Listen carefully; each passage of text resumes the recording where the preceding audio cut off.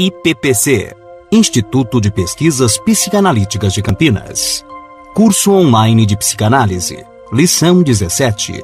Como dissemos anteriormente, não dispomos de um meio de observar diretamente as atividades mentais inconscientes, mas evidências desse fato podem ser derivadas de uma observação clínica ou mesmo geral. Por intermédio da técnica de investigação dos sonhos, o que trataremos mais adiante, descoberta por Freud, pode-se constatar evidências das atividades mentais inconscientes. Tomemos como exemplo os sonhos nos quais a pessoa que sonha está bebendo somente para acordar e perceber que está sedenta, ou sonha que está urinando ou defecando e acorda com a necessidade de se aliviar. Tais sonhos demonstram igualmente que durante o sono a atividade mental inconsciente pode produzir um resultado consciente. Nesses casos em que uma sensação corporal inconsciente e os anseios a ela ligados dão origem a um sonho consciente da desejada satisfação ou alívio. Tal demonstração em si é importante e pode ser feita sem uma técnica especial de observação.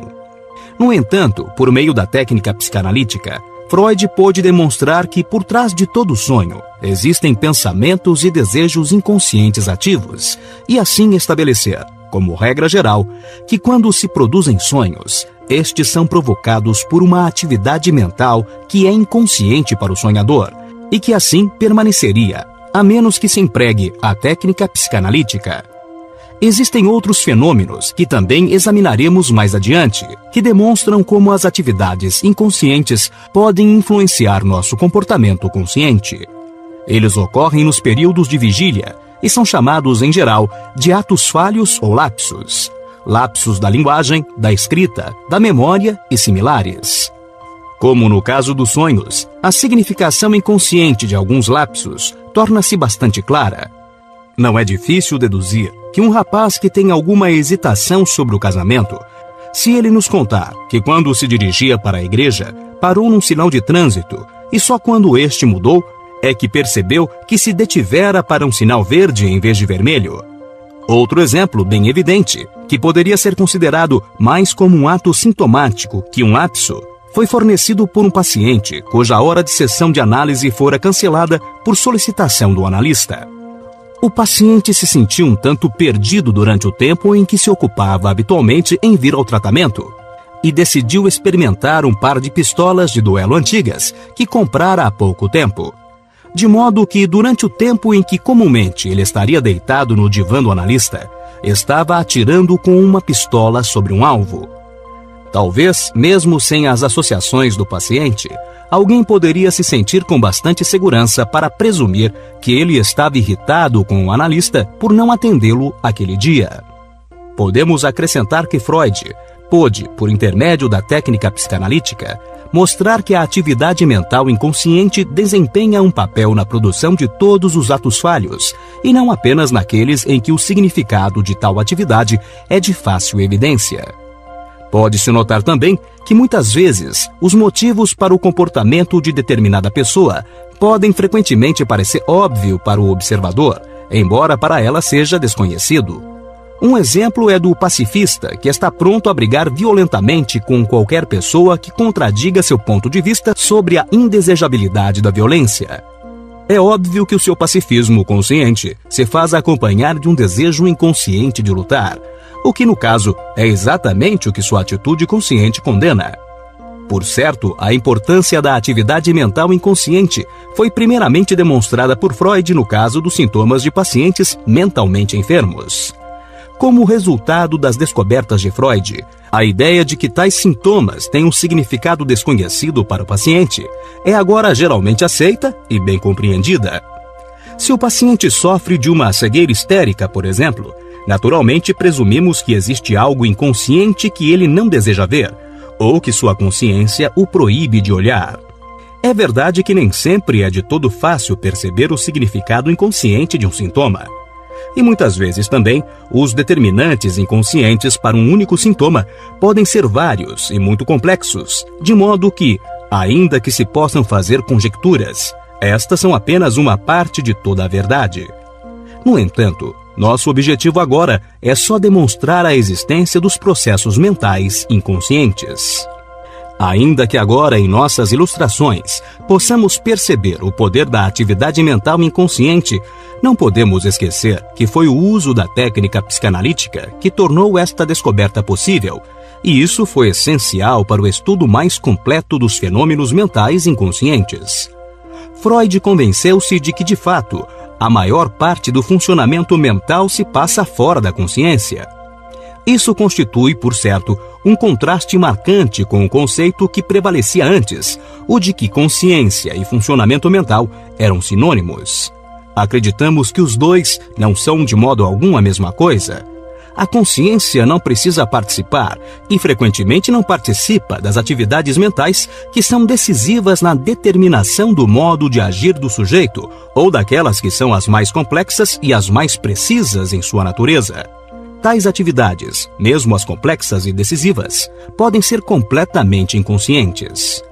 A pulsão ou impulso. Prosseguimos em nosso propósito de apresentar a teoria psicanalítica, agora tratando das forças instintivas que habitam o psiquismo. Inicialmente, é preciso fazer um parêntese. Muitas vezes, o que aqui se chama de pulsão ou impulso é também denominado instinto. A distinção a se fazer é a seguinte: instinto é um esquema de comportamento característico de uma espécie animal que varia muito pouco de um sujeito para o outro, é transmitido geneticamente e parece atender a uma finalidade. Pulsão ou impulso. O que chamamos de impulso no homem não pressupõe uma resposta estereotipada, mas apenas um estado de excitação central frente ao estímulo. A atividade motora que se segue a esse estado de excitação é mediada por uma parte da mente bastante diferenciada, que se conhece como ego na terminologia psicanalítica e que permite que a resposta ao estado de excitação seja modificada pela experiência e reflexão, em vez de ser pré-determinada, como é o caso dos instintos dos animais inferiores. Podemos acrescentar que no caso do homem também existem alguns desejos ou impulsos instintivos que são pré-determinados por fatores genéticos.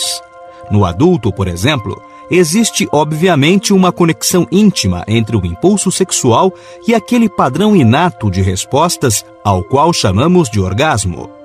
No entanto, o grau no qual este tipo de resposta aparece é muito menor no homem do que parece ser em outros animais. E ainda, os fatores ambientais ou da experiência do sujeito têm muito mais chance de modificar esta resposta reflexa. Aqui usaremos o termo pulsão.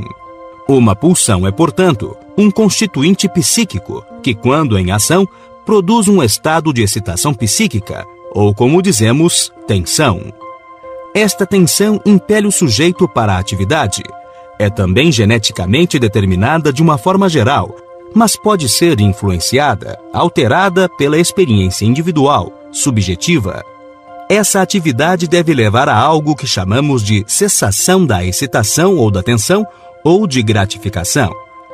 Quando falamos da cessação da excitação ou da tensão, nos referimos a uma terminologia mais objetiva. Enquanto falamos de gratificação, reportamos-nos a uma terminologia mais subjetiva. Assim vemos que há uma sequência que é característica da ação do impulso. Podemos chamar essa sequência de tensão, atividade motora e cessação da tensão, necessidade, atividade motora e gratificação. Enquanto a primeira terminologia deixa de lado os elementos da experiência subjetiva, a segunda se refere explicitamente a ela. Freud percebeu que a característica das pulsões de impelir o sujeito à atividade era análoga ao conceito de energia física, que certamente se define como a capacidade de produzir trabalho. Por conseguinte, presumiu que há uma energia psíquica que constitui uma parte dos impulsos ou, de certa forma, deriva deles.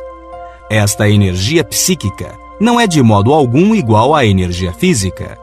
É somente análoga em alguns aspectos. O conceito de energia psíquica, assim como o conceito de energia física, é uma hipótese que tem por objetivo servir ao propósito de simplificar e facilitar nossa compreensão dos fatos da vida mental que podemos observar. Continuando com a analogia, podemos falar do quantum de energia psíquica com o qual um objeto ou determinada pessoa estão investidos. Freud utilizou uma palavra alemã que foi traduzida para o português como catexia. Catexia é a quantidade de energia psíquica que se dirige ou se liga à representação mental de uma pessoa ou coisa. Isso quer dizer que o impulso e sua energia são considerados como fenômenos intrapsíquicos. Aquilo que é catexado são as diversas lembranças, pensamentos e fantasias do objeto que compreendem o que chamamos representações mentais ou psíquicas. Podemos ilustrar nossa definição de catexia por meio do exemplo da criança pequena, cuja mãe, assim como é esperado, é a principal fonte de gratificação. Com isso, queremos dizer que a mãe é um objeto altamente catexado. Em nosso próximo encontro, teremos como assunto classificação das pulsões. Até lá!